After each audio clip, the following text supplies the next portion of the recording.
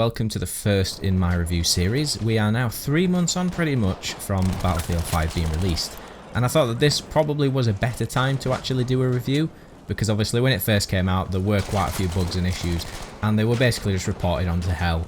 So I think that now is probably a better time to do a review because it's had more time to mature and get rid of some of those glaring issues it had at release. So without further ado, these are the topics that I'm going to be talking through in this review video.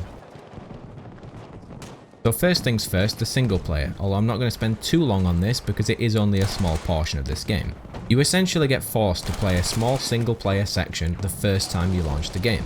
And it's not bad either, it's actually quite a nice introduction into the game.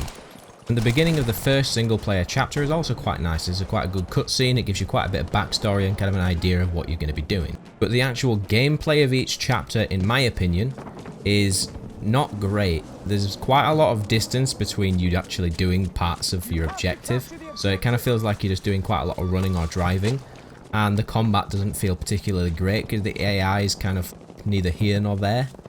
But because I don't really view Battlefield as a single player game, I'm just going to leave it there because it's alright, it's okay, it's playable. And who knows, it may get some updates in the future that make it more fun to play. So, on to the next section, which is audio and music. And this seems to be where Battlefield really always seems to excel. The actual sound in the game and the different soundscapes that you get are always really well done. For example, when you're inside in a building, it always sounds a lot more bassy and a lot more kind of reverby because you're in that enclosed space, and then if a building blows up, the sound completely changes. And there's not many games that can achieve that to the level of standard that Battlefield 5 does it, to be fair to it. I always play with war tapes on in Battlefield games just because the sound of the vehicles and bullets just get that much more intense and make you feel that much more immersed in the actual gameplay itself. I'm now just going to play a very short clip that hopefully will give you an idea of the immersion that I'm talking about.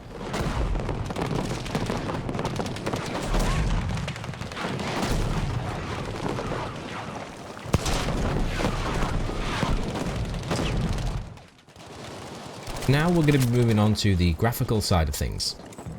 And if you've played Battlefield 1, there's not too great of a deal to write home about, to be honest. It's very similar in graphical style, very slight improvements on the overall look of textures.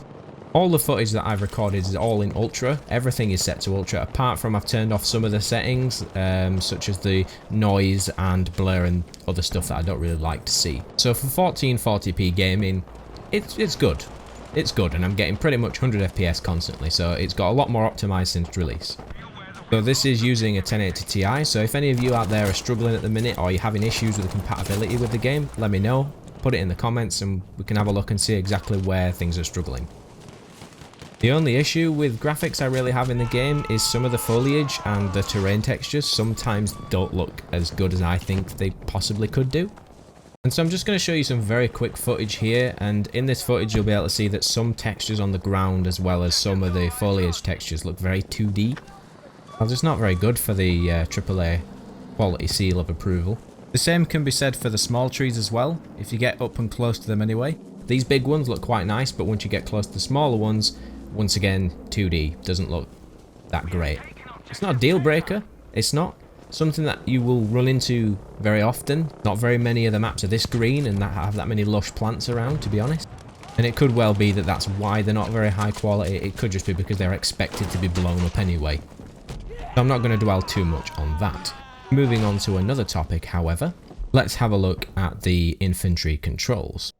Now, one thing that I do hope that they add to the game is a manual leaning system to look round corners. At the moment it's only automatic, and it does feel quite clunky when you're trying to just get a little peek off to be able to shoot someone round a corner. Although that is personal preference, it's just because quite a lot of other games do it. That's the only real criticism of movement I've really got. Everything else kind of has a bar for itself. You can pretty much just change whatever you want. You can have keybinds for pretty much everything. There's nothing really to write home about. I'm not going to talk about the vehicle side of things. I'm going to do that in its own section, so just bear with me on that one. But other than that, the controls are very, as you would expect, WASD, F, E, G, etc. They're all perfectly fine. It's been fine-tuned since 1942. Moving on to infantry then. The balance is pretty much there now. It was a bit uneven at the beginning, looking at UK7, and people were not too sure about the medic damage. I personally didn't have a problem with it, but I won't say no to more damage either way. For those who are uninitiated in Battlefield, there is the Assault class, the Medic class, the Support class, and last but not least, the Recon class. The Assault's job is basically to do most of the shooty shoot, anywhere from short, medium to long distance, depending on the scope that you've got on your rifle, to be honest. This is also the class with the most anti-tank capability, so you're probably wanting to be using that if you're going for tanks. The only other viable option is the Support, which we will come to in a moment. The Medic class, as the name may suggest, is for going around and healing teammates as well as reviving the ones that are downed. It's the only class that has smoke grenades other than Recon, although Recon can only have one. And something to note is that as any class, you can actually pick up your squad mates if they are downed. It just does take a bit longer than if you were a medic picking them up.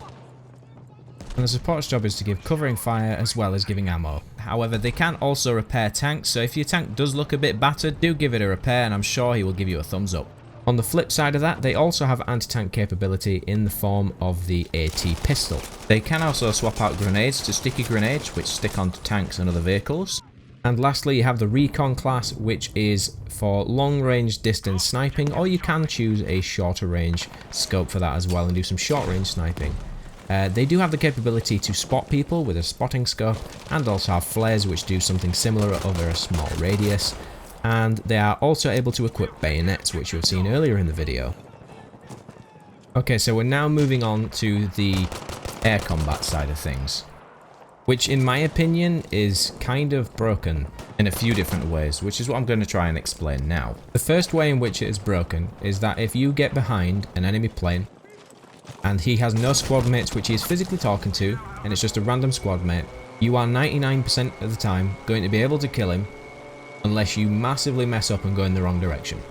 And the reason for this is because essentially you get random parts that can fail. Like I hit this guy about twice and his right wingtip basically just broke off. And what that means is he basically has a lot less maneuverability because he can only really turn effectively in one direction. So he's forced to make up a maneuver to try and outturn me, but he just dies. And if the roles were reversed, it would be me that would be dead instead. And on the flip side of that, you have seat switching from bombers.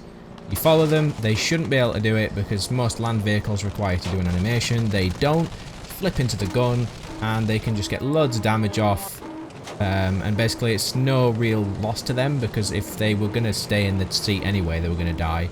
So why not just seat switch and try and kill you first? All of these issues kind of ball together to make it one big, not really that fun mess.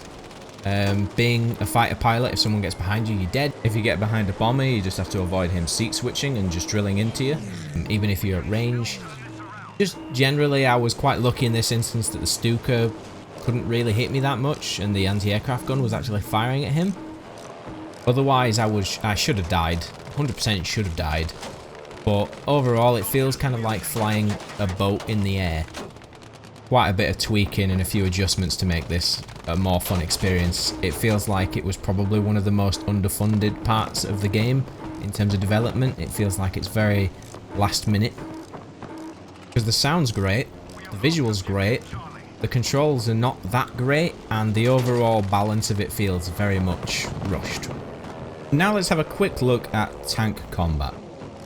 Now, for tank combat in Battlefield 5, it feels very different from every other Battlefield that I've played, and I've played every one since 1942, so I've played my fair share of Battlefield games. And the reason why it feels different is because every other Battlefield game, it was very scary when a tank came nearby and you were an infantry player. Whereas in this one, the roles are kind of reversed because tanks now have to be afraid of the infantry players, and tank v tank combat feels very much like you're throwing marshmallows at people.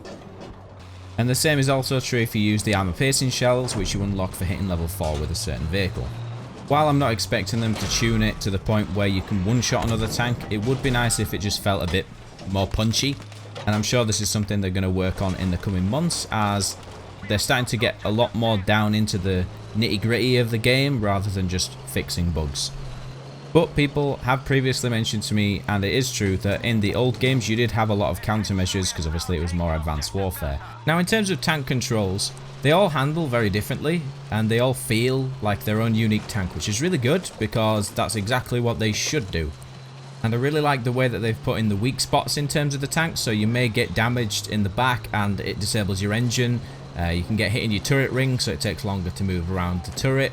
And you can also have it where your track slips and you have the option of either driving around in circles, trying to control it, which is really annoying, or repairing it. And who knows, maybe with the addition of the tank destroyers in the future, we may be looking at more weak spots, who knows. But now let's take a look at the maps and the Tides of War that they've put in. And starting off with the maps, these are the maps that came out at release, minus Panzerstorm, which is the new one. I'm going to talk through all the release maps and then come to Panzerstorm at the end. So if you haven't got Battlefield 5, what you're looking at from top left to bottom right is you're looking at Narvik, then Fjell, then Rotterdam, then Devastation. You then have Hamada, followed by Aerodrome, then Twisted Steel and Arras. And as I mentioned, there is also Panzerstorm as well. Out of all the maps that we have at the moment, there's not much I dislike about them. There's only two that I really, when I'm playing, I kind of think, oh, does it have to be this map? And those are Narvik and Panzerstorm. They're personal preferences that I just dislike. But for me personally, Narvik just feels a bit lackluster and doesn't really have that much going for it. And Panzerstorm is just way too big. If you're not in a vehicle, it just feels like you're running forever until the game ends. Although no doubt, as they have already made a few changes with that map, they will probably make more. But overall, the maps are pretty good. They all have their own unique concept in one way or the other. Hopefully they will continue that trend, and fingers crossed Wake Island will make a return. And the last thing that we're going to have a look at in this video is Tides of War. Now, Tides of War started off really well, in my opinion. It was a nice little way of doing little challenges within the game to earn rewards such as weapons or skins. However, in the recent couple of Tides of War, we've seen things where it basically demands you to play stuff like Grand Operations, Breakthrough, and other various game modes. Now, don't get me wrong, if you like those game modes, it's completely fine. You have nothing to fear. However, for me, I'm personally a Conquest person, and I really dislike both Grand Operations and Breakthrough. And some people may say something along the lines of, well, that's basically your loss because other people like it, which is true. But people will want those rewards regardless, and they won't want to pay company coin for something they can get for free. That's just logic. So what they're essentially doing is forcing people who don't like the game to play it, therefore putting people who do like the game to play with people who are only there to get free stuff. Which for the most part probably isn't that much of an issue, because some people will probably just try and play the game mode as it's intended, although you will probably get a small selection of people who will just AFK to basically end the round and get that one round put onto their agenda, for example. I do like Tides of War, I just hope they change it to be non-game mode specific in the future, just because some people don't like certain game modes such as myself, and it just makes it a lot easier for us to play it and enjoy it at the same time. I'm just going to quickly touch upon the enjoyment factor of the game as well, as it's very easy to just critique different points of the game, but unless it's actually fun, there's not really much point in me reviewing it. And in terms of Battlefield, if you play solo, it's not as fun as if you play it in a group. Now, that's not to say that it's not fun on your own, because you can just kind of group up with random people and have fun regardless. But I'd definitely say I get more enjoyment out of it when I'm playing with friends. And so far, I've got a couple of 100 hours out of it, so I've definitely got money's worth already in that regard. It's one of those games that pretty much anyone can pick up and play. It doesn't matter what time of day it is, whether it's morning or night. You don't need to be particularly focused to play it. You can just pick it up and have a go. And I think, to be honest, that's probably one of the best things that Battlefield can have going for it, which it's done throughout the series up to now, is that anyone can play it. It's not a particularly skilled game, but there is a high skill ceiling. And I think, to be honest, that's why Battlefield's done so well over the years, because literally anyone can play it. However, you are rewarded for being better. That's it. So in terms of enjoyment factor, I think pretty much anyone who likes first-person shooters is going to enjoy this. It's just as simple as that. So that's basically the subject for the basis of my review done. Now, in terms of a conclusion, I feel that the single player is alright for a mainly multiplayer game, although the AI and missions could do with a few tweaks to make it a bit less boring. Audio and music, as usual with Battlefield games, fits really well into the genre and is very well produced. That's give them a 10 out of 10 for that in terms of it was just audio. In terms of graphics, they are very nice as expected with the Battlefield game, but there are a few issues with foliage and ground textures as I mentioned, but that could just be down to the limitations of destructible objects. I'm not particularly sure on that one. Controls are very fluid and adaptable to your playstyle. The only issue, as I mentioned, is the leaning. It's automatic only. I'd prefer to have a manual leaning system. In terms of infantry combat, is arguably the best combat in the game for me. Feels really responsive, all the guns act uniquely, and they have quite a bit of weight behind them when you fire them. Air combat in Battlefield 5 is probably the most lackluster part of it for me, really. It's miles away from what made Battlefield air combat really good, and to be honest, it needs some serious attention to bring that up to scratch. Tank combat has a way to go, but it's not as bad for the most part. The only real issue there is having infantry attracted to supporting you, rather than just leaving you on your own. Maps are for the most part well designed, but personal preference makes me dislike the big open spaces on both Narvik and Panzerstorm. And finally, Tides of War could do with a few tweaks, as quite a few in the community as well as myself dislike being forced into a certain game mode for the rewards, but it is still in early days, so hopefully they will take note of that and change it in the future. I think at the moment this game is a solid 7 hit points out of 10. It's over average, but it could do with some tweaks such as the air combat and other aspects of the game that I mentioned previously. Now everyone who's still here can have a nice deep breath as we are here at the end of the video. If you like this video, give it a like. If you dislike this video, give it a dislike. If you really like me, you can give me a subscribe, and please feel free to put comments as well as suggestions in the comment box below. And hopefully I will see you here for the next video on my channel.